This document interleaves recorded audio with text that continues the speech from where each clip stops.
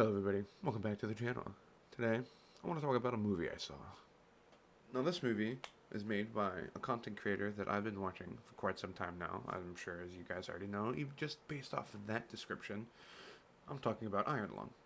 Of course, this movie was made and produced by Mark E. Plyer, otherwise known as Mark Fishbach. I don't know if I'm actually pronouncing his last name correctly, or probably haven't been for many years now, but oh well. Now, Iron Lung is based off of a video game that came out, I think, 3 years ago now. Has he been working on it, that movie, since the game came out? Hold on. Also, the game came out in 2022. I must have seen him play it in 2023, and that's why I thought it came out that year. But either way, the game's been out for a little bit, and Mark played it some time ago, and he quite enjoyed it.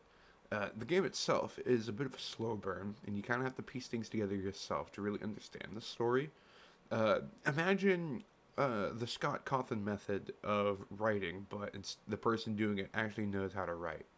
But the use of environmental storytelling for the game translated surprisingly well into the movie. I was worried that the photo mechanism in the game wouldn't translate well into the movie, especially considering like the game itself is very much like a low poly PS1 type horror game where I think it's designed to have that PS1 aesthetic, much like some of the older was Silent Hill on PS1. I can't remember.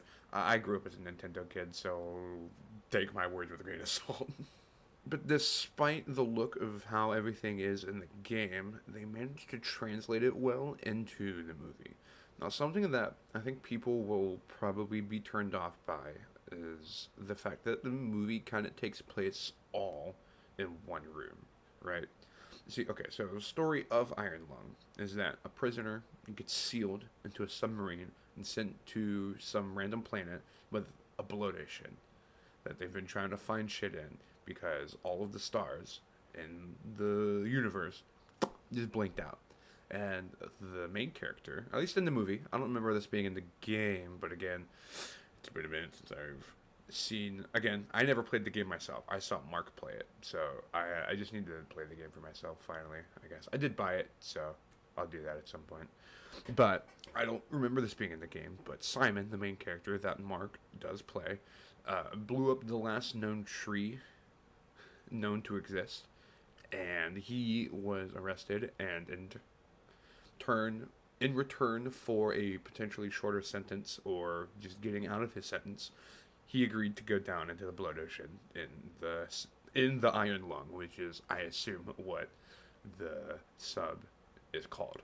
I think that in itself will probably turn some people off because there's not a lot of visual distinction in places because there's really only one place. I guess there's technically two places because at one point they do bring the sub up and Mark talks to some people through a porthole window and you can kind of see some stuff through it. I think a lot of the cinematography choices really, at least for me, it helped make the Iron Lung itself feel like its own. Like each different shot felt like going to like a new area. The way these shots were set up definitely made it feel like we were in a new, almost like a new section of the Iron Lung. It made each, despite the fact that it's all one room and you could see the whole room in multiple shots, it feels like you're in different locations based on how they decided to do the cinematography, and I think that's gonna, at least it helped out for me. I think some people will be turned off by that fact that it is kind of like a one room horror movie sort of. It's not like one room. There's a kind of like a corridor Mark crawls through at some point to grab some stuff. I don't want to get too like spoilery because I really do think you should watch the movie yourself. I also think you should probably play the game, or at least have seen someone play the game to have like a general idea of what you're getting into. Of course, I saw someone play the game a few years ago and never went back to it, so maybe just ignore my advice. I could definitely tell that there were like lessons Mark learned from A Date with Markiplier, In Space with Markiplier, and The Edge of Sleep that he took with him to Iron Lung. and it was really cool to be able to see him apply those lessons he learned, because the In Space and A Date With are like choose your own adventure type videos with some like, I mean, again, with some like fan servicey stuff for, you know, the fans. It's on YouTube.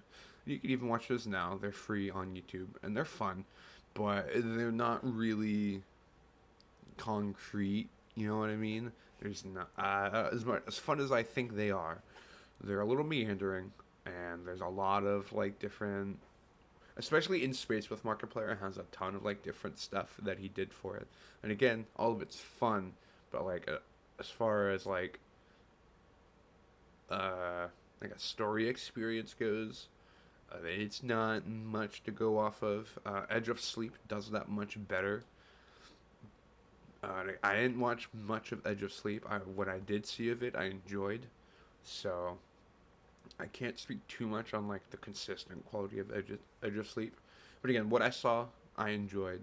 And even in Edge of Sleep, I saw like certain like choices that were made, especially in like cinematography and like some acting choices, where I was like, okay, I think Mark learned from the past two things he's worked on. And again, with Iron Lung, he's done it again, where he's clearly learned from the previous stuff he's worked on to do better in the future. And I think that's really cool. Seeing someone actively go, okay, I made this thing. Here's things that, you know, either I didn't like about it or other people didn't like about it. I'm going to try to improve that in the next thing. And to consistently do that is kind of inspiring, I won't lie. Just because I feel like you see a lot of movies get made by people, and then when people are like, "Oh, that wasn't very good," or I didn't care for that. I feel like movie makers these gays, I feel like movie makers these days, kind of they make a film and from their mind, and then they put it out, and then they kind of disregard what people think of it. And on one hand, I get it. As an artist, you kind of have to make your thing. If you really like it, you can't let what other people say about it affect how you feel about it. But at the same time, if a bunch of people around you are actively saying, "Hey, man, this thing sucks," and then you're like, "Well, no, because," but then just because you personally enjoyed it doesn't necessarily mean it's always a good thing. You know what I mean? Like as an artist, I understand not everything I make will be good, right? I've written some stinkers, some terrible songs, but I also feel like I've written some good ones that are radio worthy. But again, not everything I've written has been that good. I don't think anything I've written has been that good, but that's because I'm an eternal cynic. Because that's like the big thing for like artistry is I feel like as an artist, even for myself, you have to be able to step back from your creation and go, hmm, is this actually any good? Because like I feel like that's how you grow as an artist is you have to be able to step back even from the art you make that you like. You have to step back and go, is this good? Did I accomplish what I set out to do? Did I accomplish what I would say what other people expect of you? But like it's not always a great standard, but at the same time, like if you're just actively going and doing a new thing for the sake of doing a new thing and not necessarily for the sake of you have an interest in that new thing, or it's like when band genre switch, right? If a band genre switches but they really have no like emotional tie or no inspiration to be making music in that style, then I think ultimately it's going to sound like trash. But if a band is like, oh, we've got an interest in fucking neo polka or whatever the fuck.